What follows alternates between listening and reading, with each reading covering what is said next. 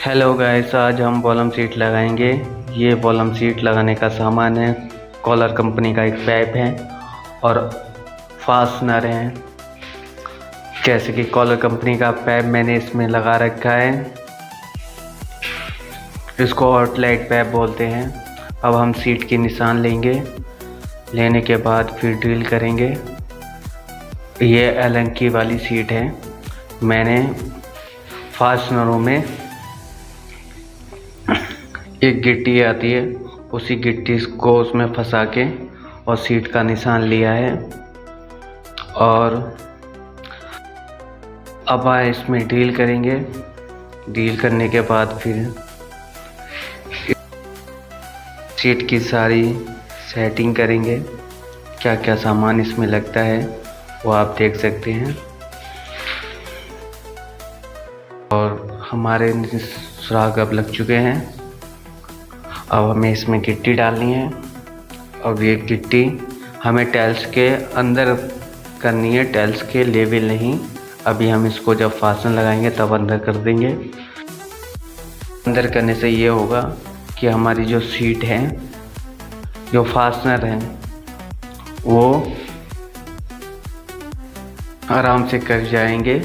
Tiles में कोई दिक्कत नहीं आएगी, क्रैक व्रेक कुछ भी नहीं होगी। जैसे मैंने इन दोनों नटों को कस के, अगर आपके पास चाबी नहीं है तो आप कवा प्लास और स्लाइडन से भी टाइट कर सकते हैं। ये टाइट हो चुका है और हम दूसरा वाला भी अब फास्टनर टाइट मारेंगे।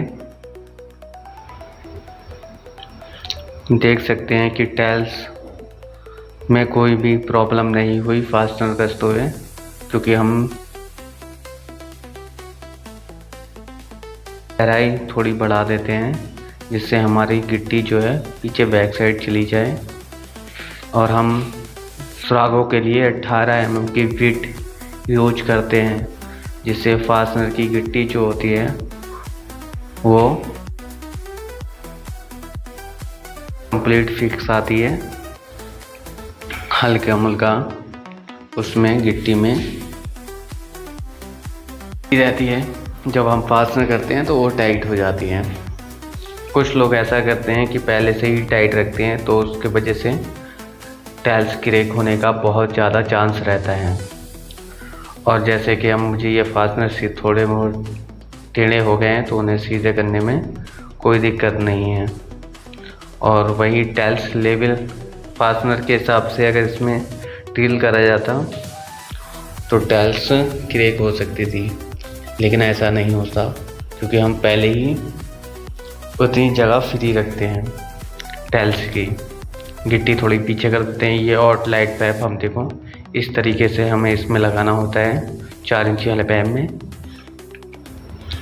और इसकी नफरत करनी होती है कि हमें कितना बाहर रखना है दीवार से।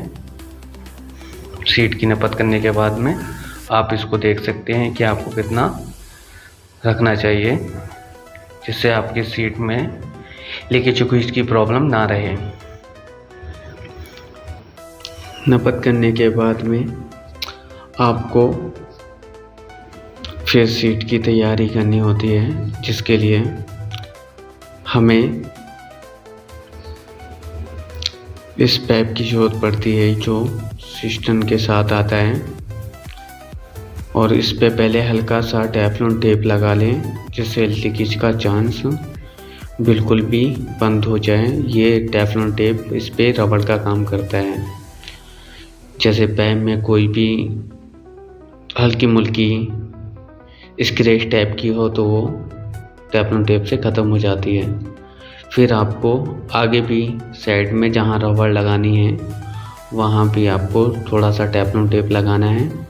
उसके बाद में आपको बैक साइड आपको धागा लगाना है, जिससे आपकी रबड़ पीछे बैक साइड ना भागे जब हम सीट लगाएं। क्योंकि जब हम सीट लगाते हैं तो हम सीट में काफ़ी जोर करते हैं, तो रबड़ जो है हमारी पीछे चली जाती है और सही तरीके से सीट में नहीं बैठती।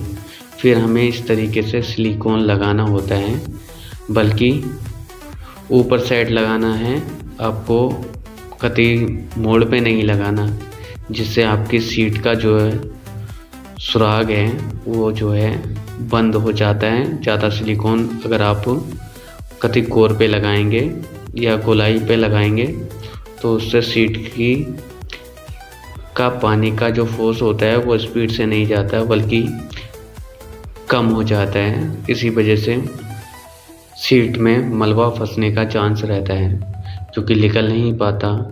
फिर आपको आउटलेट पाइप की रबड़ पे आपको सिलिकॉन लगाना होता है और लॉन्ग बैंड रबड़ पे भी सिलिकॉन लगाना होता है। लेकिन सिलिकॉन लॉन्ग बैंड रबड़ पे ज़्यादा सिलिकॉन नहीं लगाना चाहिए क्योंकि वहाँ से हमें प्रॉब्लम ये होती है कि हमारा जो फ्लैश पानी जो आता है ना, हम जब फ्लैश करते हैं तो वो भी सिलिकॉन वहाँ जमा हो जाता है। इसलिए हमें सिलिकॉन वहाँ कम लगाने की ज़रूरत है, केवल इतना कि जिससे हमारी सीट लीकेज ना हो। अब जैसे कि मैंने इसमें सीट टांग दी है और ये एलेंकी वाली सीट है, तो आपको पहले एलेंकियाँ अगर आपके पास 2 हैं, एक तो सीट के साथ ही आती है, अगर आपके पास एक आध एक्स्ट्रा है तो आप उसमें दोनों फंसा सकते हैं, जिससे आपके फास्टनर यानी कि निकले नहीं, बाहर नहीं भागें, ताकि आपके फास्टनर को एलेंकी रोक के रखती है। हम पहले ही एलेंकी उसमें फंसा देते हैं और फिर सीट को लगाते हैं, जिससे हमारे फास्टनर ठीक जगह पर रहते हैं और ठीक पोजीशन पे रहते हैं और हमें कसने में कोई भी प्रॉब्लम नहीं होती। अब इस टाइम हम ये सारे फास्टनर कस रहे हैं और कसने के बाद में हम आपको दिखाएंगे किस तरीके से इसकी फिटिंग हुई है